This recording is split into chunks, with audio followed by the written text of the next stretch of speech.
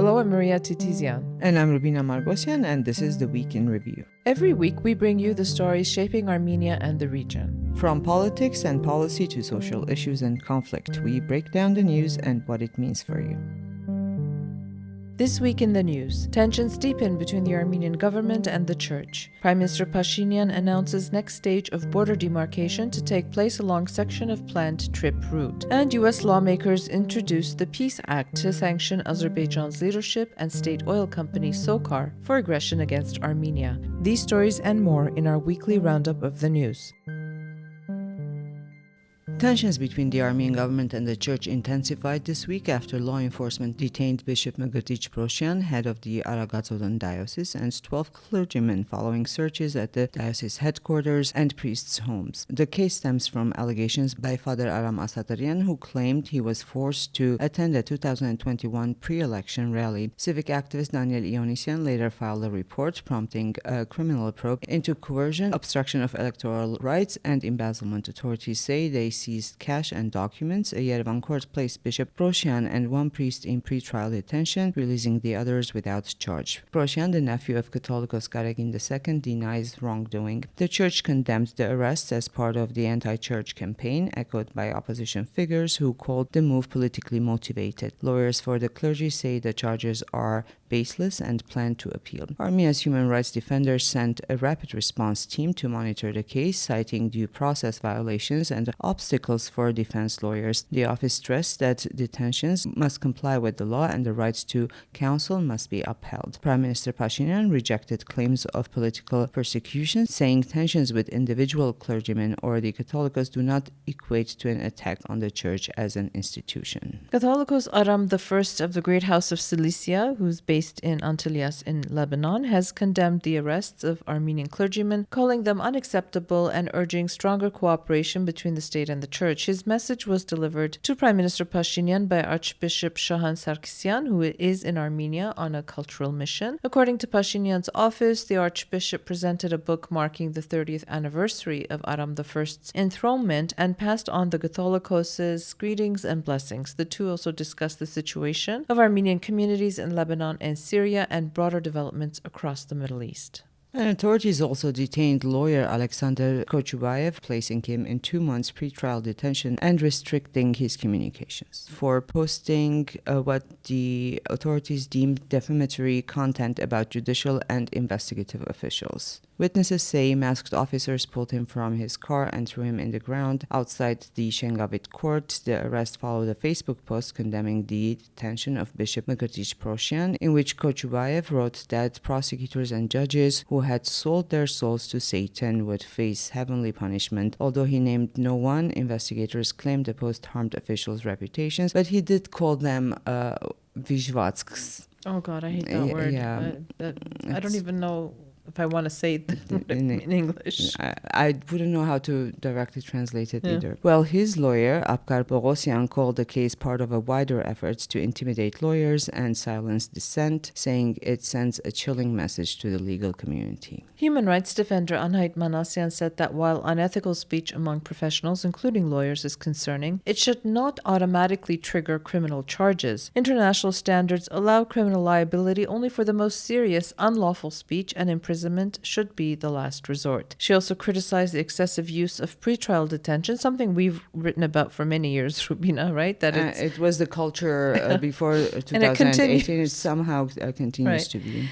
She noted that it should be applied only when absolutely necessary and when other measures are insufficient. The Defender's Office has launched its own review, visiting the penitentiary to meet privately with Kochubayev, and the case remains under Manasyan's direct supervision. And in the meantime, the Anti-Corruption Court has extended Samvel Karapetyan's detention by another 30 days. Karapetyan faces charges of inciting the seizure of power, tax evasion, and money laundering. He was first detained in June after criticizing the government's actions against the church, declaring that he would defend it in his own way. Around the same time, Archbishop Bagrat Galastanian and several of his supporters were arrested on charges of attempting to overthrow the government. Their trial is still ongoing. Meanwhile, Archbishop Mikhail Mikhail Azerbaijan was sentenced to 2.5 years in prison for calling for the government's overthrow. It was the quickest trial, I think, in Armenia's Yeah. history. And Maria, I can't believe I hadn't made this connection. I don't know if you had. Garabedyan's nephew, the political party, it's not a political party yet, but they say it is the basis for the political, the movement they started. It's called Our Way. Yeah. And it's in reference to what got Samuel Garabedyan arrested because he said he will defend the church in his own way. I just made the connection. There you go. I hadn't either, actually. Well, in other news, Romanos Bedrosyan, acting manager of Electric Networks of Armenia, reported major electricity losses after inspections showed excess power from solar producers wasn't properly recorded or transmitted to the electrical grid. One branch missed over 817,000 kilowatts, driving September losses to 18.9%, up from almost 8% in August. The findings have been referred to the Prosecutor General's Office and the Public Services Regulatory Commission, with inspections ongoing at other ENA branches. And just as a reminder, Bedrosyan was appointed after the government took control from Garabedyan's family following his arrest. And you had made a note here, Rubina, that 817,000 kilowatts of electricity can power approximately 74 average U.S. homes for a year. I mean, that's how much had been. And this is from one branch. Yeah. So because imagine. I was wondering, what does this mean, this loss? That's the answer. In other news, the UK is lifting the 1992 arms embargo on Armenia and Azerbaijan, citing historic progress in the South Caucasus after the August 8 Washington summit. Export licenses will still be strictly assessed and on a case-by-case basis under strict UK export controls, with no licenses granted that violate those standards. The move supports evolving security, defense, and trade partnerships with both countries. The move comes as the UK and Armenia agreed in August to elevate their relations to a strategic partnership. And, full disclosure, we didn't know there was an arms embargo by the UK, and we were talking about it anyway. Just goes to show you. Meanwhile, Armenia's Defense Minister Suren Babikyan was in the United States, where he met with senior officials and took part in the annual expo of the Association of the United States Army. At the Pentagon, Babikyan met with Deputy Secretary of War Policy, Elbridge Colby, to discuss expanding Armenia-U.S. defense cooperation, including new long-term and institutional programs. They also touched on joint efforts in military education and defense reforms. He also met with Michael Miller, Director of the U.S. Defense Security Cooperation Agency. They discussed ongoing programs supporting Armenia's defense reforms and agreed to launch new initiatives to deepen the partnership. And Maria, I have to admit, I can be vain. I was also excited that Babikyan met with people who design military uniforms in the U.S. So that we can have new uniforms. Well, there's also a little bit of vanity in all of us. Why not? Well, Azerbaijan plans to gradually reduce the share of defense and national security spending in its state budget between 2027 and 2029, the Finance Ministry of Azerbaijan announced. Defense and security will make up 20.9% of total expenditures in 2026, about $5.1 billion US dollars, but will drop to 18.4% by 2029. This means that for the first time, defense will no longer be the largest spending category, slightly trailing allocations for economic activity, which will account for about 18.7%. This is hopeful news, but not good news, because we remain so far behind that at the end of the day, it will not. It sounds more symbolic than anything. Well, because Armenia plans to allocate roughly $1.46 billion to defense in 2026, down from the $1.7 billion planned for 2025. And meanwhile, the naval forces of Azerbaijan and Iran are holding joint drills in the Azerbaijani section of the Caspian Sea, aimed at enhancing security and strengthening bilateral military cooperation. This week, Prime Minister Pashinyan attended the Middle East Peace Summit in Sharm el-Sheikh at the invitation of U.S. President Donald Trump and Egyptian President Abdel Fattah el-Sisi. The summit focused on efforts to establish a ceasefire in Gaza. On the sidelines, Pashinyan held brief talks with President Trump, President Emmanuel Macron of France, Ilham Aliyev, and other world leaders.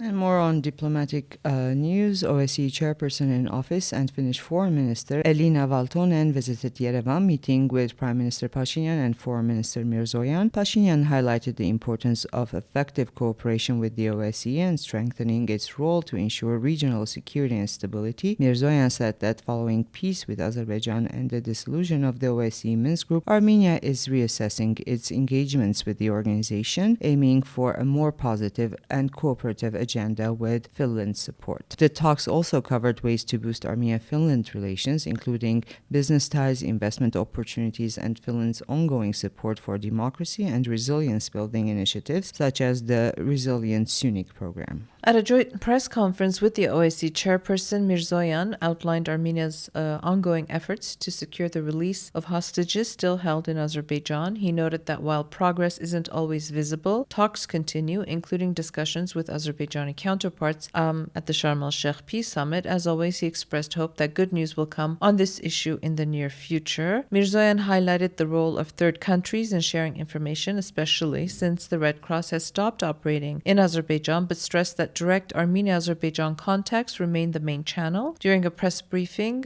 Prime Minister Pashinyan also addressed the issue, saying the government is making maximum efforts and will only make announcements once concrete results are achieved. It seems that they're hinting that something will be moving in that direction, and hopefully it will be.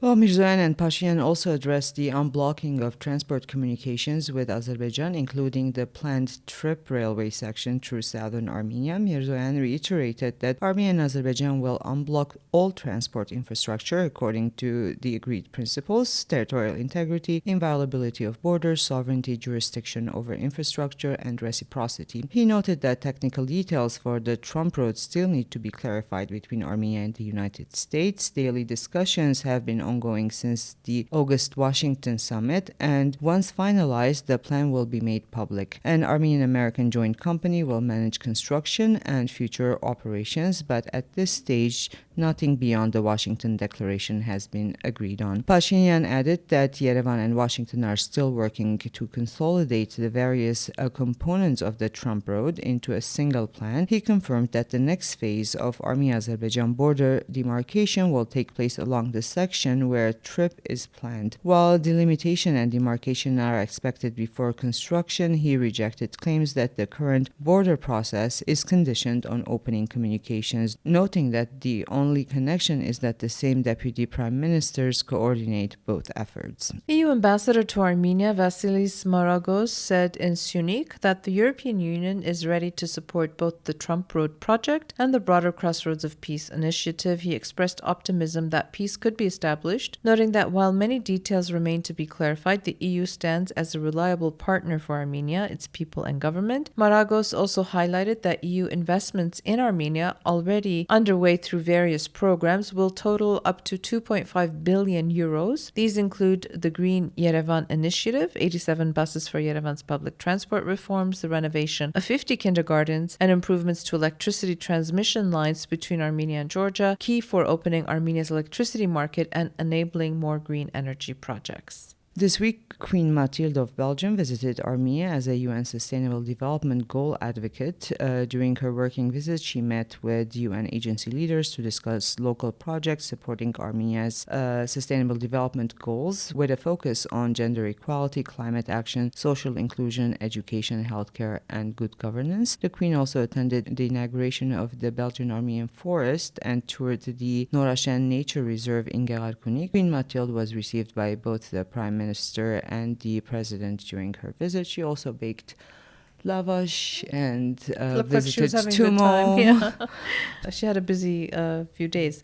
Well, last week, U.S. Congressman Darrell Issa and Gus Bilirakis introduced the Preventing Escalation and Promoting Cooperation in the Caucasus, or the Peace Act, in the House of Representatives. The bill would impose sanctions on Azerbaijan's leadership, including President Ilham Aliyev, his family, the military, and key financial institutions like the Central Bank of Azerbaijan for hostile actions against Armenia. For the first time, the legislation also targets Azerbaijan's oil and gas sector, specifically SOCAR, the state-owned company that drives around 90% of the country's foreign revenue. sanctioning SOCAR would be essentially the same as sanctioning Azerbaijan itself, since the nation's economy and currency are closely tied to oil and gas. The piece defines hostile actions and aggression to include violations of Armenia's sovereignty, territorial integrity, and political independence, including occupation. It also allows sanctions on any individuals or foreign banks involved in facilitating Azerbaijan's aggression, including blocking assets or revoking U.S. visas. The bill is now moving through House committees, with the House Foreign Affairs Committee taking the lead. If it passes committee review, it could advance to the full House as a standalone measure or as part of another bill, and it would be the first time in, I don't know, over 20 years, right? Rubina, you interviewed Jamal, Tim yes. Jamal, who of Global Arm, which is a Arms. new lobbying organization in Washington, about this. You want to briefly... Well, he jump was in? saying that it might take a while for the bill to pass, but especially now that the government is on the shutdown, the U.S. government. Oh, that's but they right. are very hopeful that all sides will support it. They kind of like almost certain It's that bipartisan, it will pass. yeah? Well, he was also... We talked a lot about also lobbying and what it means to protect Armenia's interests in a country like United States and the Global Arms Initiative, the Global Arm Initiative. There's no S there. It was a very interesting conversation, and we'll be publishing it early next week. That's right, yeah, indeed. And in other news, Edmond Marokyan, leader of the opposition Bright Armenia Party and former ambassador at large, has filed a lawsuit against the Armenian government over its decision to remove the image of Mount Ararat from official border stamps starting November 1. Marokyan is asking the court to suspend the decision until it determines whether it complies with Armenian law. I don't know that it's part of a law, but I think Marokyan is trying to do many things. He warned that if Mount Ararat is removed from the border stamp, then by the same logic, it could eventually be taken off the National Coat of Arms as well, something he said must be prevented. And although Armenia is still 9 months away from the 2026 parliamentary elections and official registration of parties and alliances has yet to begin, political announcements continue to gain momentum. Yeah, I feel like we're in the middle of it already. Yeah, it started early this year because usually during election season, like 4 until months the last minute, we wouldn't know who's running and who intends to, and they keep it in like secret and mystery. Now everyone's coming out with announcements. This week, Suren Surenians, head of the Democratic Alternative Party, said his party will join forces with businessman and prosperous Armenia leader Gagik Tsarukyan in the upcoming elections. Tsarukyan announced in September that his political team will run under the Proposal to Armenia initiative, a program still in development. According to Tsarukyan, the platform envisions internal reconciliation, open public dialogue, and the elimination of hostility with the goal of restoring unity across the country. It also calls for the suspension and review of controversial laws and decisions that, in his words, harm the state and negatively affect the lives of thousands. On foreign policy, the initiative advocates for thoughtful and peaceful negotiations, rejecting unilateral concessions, and pursuing a genuine program for lasting peace. It also emphasizes the need to rebuild allied relations, strengthen security, and launch large-scale economic initiatives. Okay, I think it has to be said, but I'm going to say it. It has to. I'm just really interested to know if these parties would be so anxious and so ready to, sort of hit the ground running if the Washington Accords had not taken place. Because, do you know what I'm saying? Because exactly. Because right now we have Tsarukyan Surenians, we have Arman Tatoyan with his initiative, and we have the Garabedyan family with Samuel Garabedyan's nephew Narek leading an initiative which we think will eventually sort of. They've announced that they intend to turn into Kocharian has announced that they will be running. Serge is still not clear, Sarkisyan. But there's a lot of activity, and we're, Vanetian is back in the game. But not for sure, right? I think. Well, there's a lot of discussion about that. So we'll be updating weekly, what's going on with the election campaign. I mean, the campaign hasn't started, obviously, but it kind of has. So it seems like it kind of has. Indeed. And as always, we are going to be talking quickly about what we've published this week. Olesya Vartanyan, who is our columnist, called Beyond Borders, called Beyond Borders. She put together this piece, which is really, really interesting. Democracy Under Pressure, Moldova, Georgia, and the Road Ahead for Armenia. And she talks about the recent elections that happened. In Georgia, it was municipal. In Moldova, it was national elections. And it revealed how fear, manipulation, political crisis can shape a nation's future. And as we approach our own vote, she writes that lessons from Chisinau and Tbilisi offer, some really interesting insights on preserving stability, countering disinformation, because we do expect to see a lot of foreign interference in our elections if these two elections in Moldova and Georgia and even Romania serve as some examples for that. And another column, this time by Maria Kungo, it's called Geography of Delusion in the South Caucasus. So she says, between Kars and Gyumri, reality bends on the map. She traces how geography, technology, and politics conspire to blur borders in the South Caucasus, where every route reveals both connection and confinement. Every map is a tool of both navigation and imagination. It's very interesting. I really enjoyed this piece by her because, there's a sign that says, Ani, but you can't go, and her meeting all these tourists or even Russian immigrants who thought they would just go to Baku or just pass through here.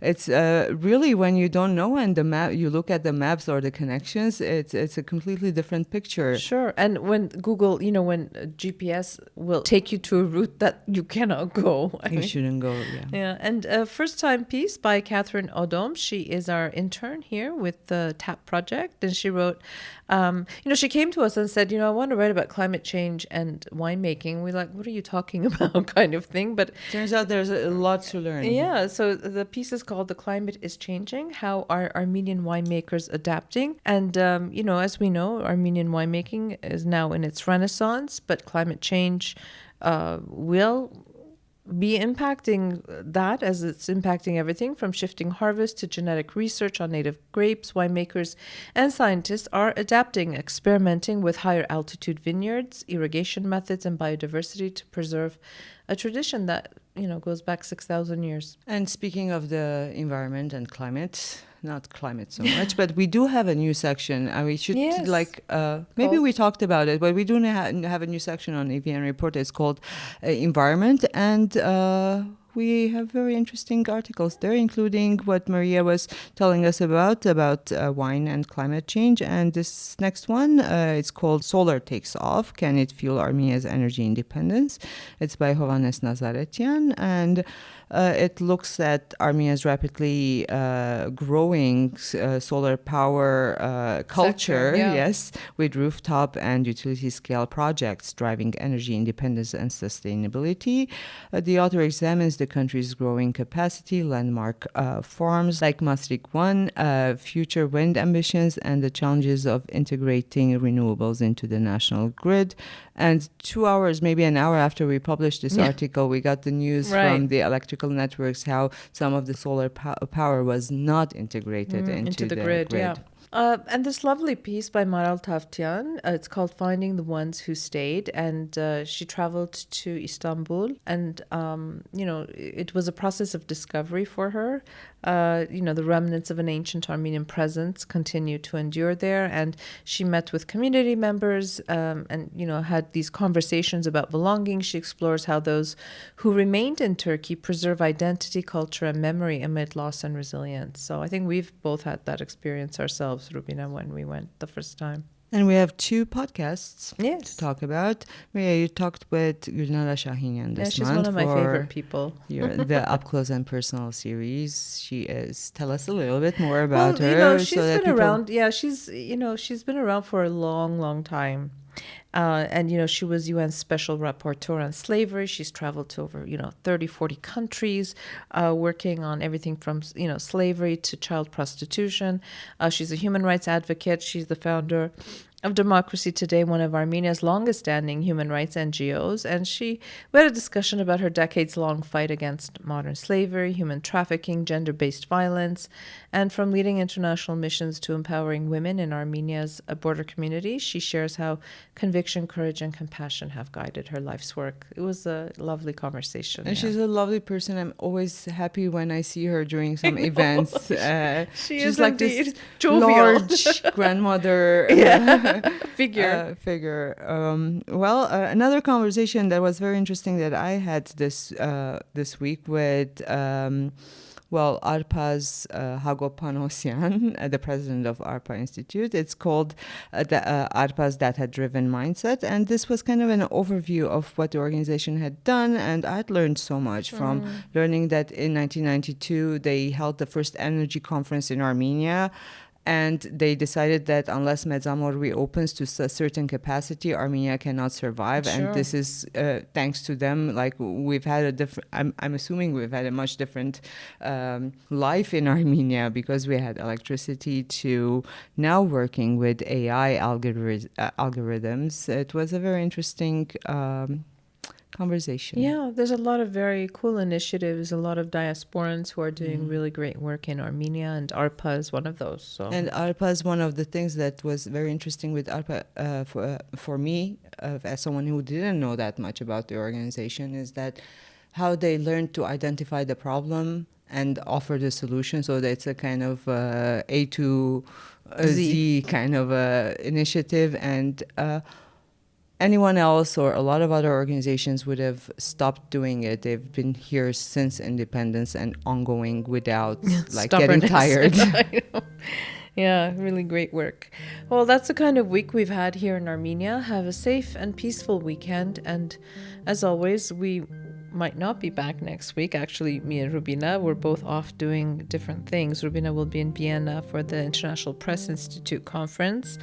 So others will be reading the week in review. So please do stay tuned, and maybe you'll get a break from our voices. Thanks for listening. It has been 8 years, Maria. Yeah, I know, every week. Well, see you soon.